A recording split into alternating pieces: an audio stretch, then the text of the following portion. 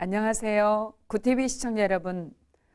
저는 은혜와 사랑교회를 섬기는 김양숙 목사입니다. 베드로의 평안이라는 제목으로 사도행전 12장 1절에서 10절까지 말씀을 봅니다. 첫 번째로 간절히 하나님께 기도하는 모습이었을 때 평안합니다. 그들이 절박한 순간에 간절히 하나님께 기도할 수 있었던 것은 평소에 기도 훈련이 되어 있었기 때문입니다. 예수님께서 십자가에 못 박히실 때는 모든 제자들이 다 제 살 길을 찾느라 뿔뿔이 흩어졌습니다. 그러나 오늘은 달랐습니다.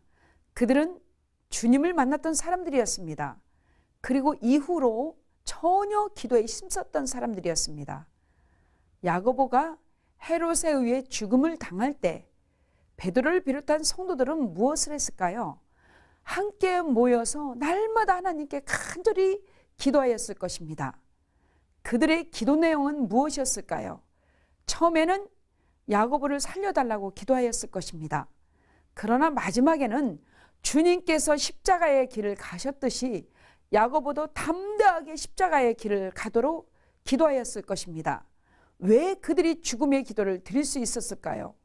베드로를 중심으로 한 성도들은 부활의 주님을 만났기 때문입니다.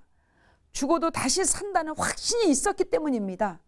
그들은 기도할 때 나의 계획을 앞세우지 않았습니다. 철저하게 자신을 죽이는 기도를 드렸습니다. 이제는 베드로의 차례가 되었습니다. 그가 감옥에 갇혔을 때에 단순히 나를 이 감옥에서 풀려나가게 해달라고 기도하지 않았을 것입니다. 또 밖에 있는 성도들도 베드로가 다음에는 자신들이 잡혀갈 것을 각오하고 간절히 하나님께 기도하였습니다. 베드로가 감옥에 갇혔을 때 성도들은 무슨 기도를 했을까요? 아마 이런 기도를 하였을 것입니다.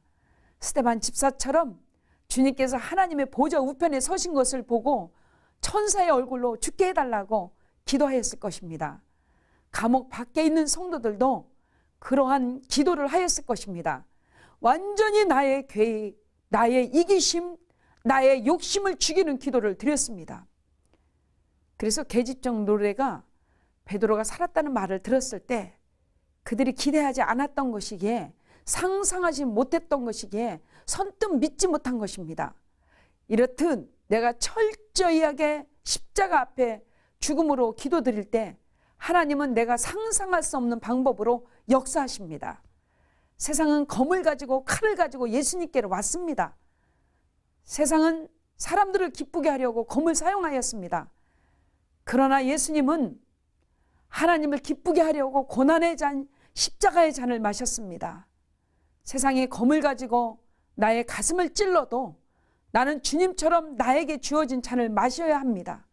그래야 주님이 역사하십니다. 부활의 역사가 일어납니다. 주님의 뜻이 이루어집니다. 두 번째로 베드로는 주님을 철저하게 신뢰하였습니다. 지금 베드로는 어떻습니까? 내일이면 죽는다는 사실을 알고도 잠을 자고 있습니다. 어떻게 그럴 수 있을까요? 그것은 하나님을 철저하게 신뢰했기 때문입니다.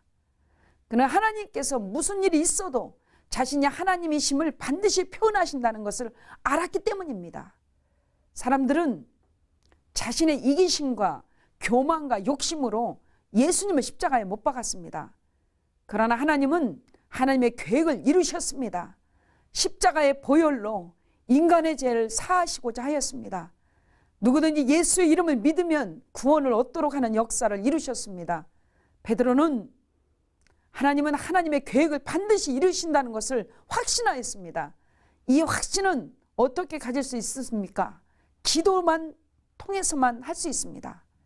베드로가 자신을 철저하게 죽이는 기도를 드렸기에 오직 하나님의 뜻만을 바라볼 수 있었기에 주님의 계획에 대해서 확신할 수 있었습니다.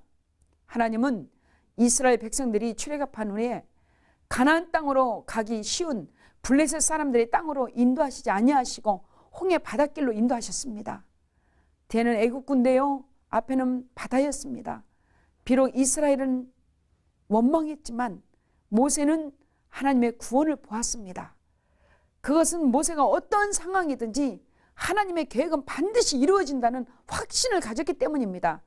하나님의 계획은 무엇입니까? 하나님은 우리를 복 주시기 위해서 부르셨습니다. 주님께서 우리를 부르신 것은 복을 주리러 부르신 것입니다. 사랑의 반대말이 무엇이죠? 무관심입니다.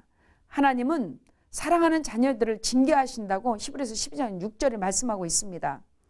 하나님께서 아브라함을 부르신 것은 복 주려고 또 복의 근원이 되게 하시려고 부르신 것입니다. 그리고 나로 인하여 복음이 전파되어 다른 사람들도 복을 받도록 하고자 하는 것이 하나님의 계획입니다. 베드로는 이 하나님의 계획을 믿었습니다.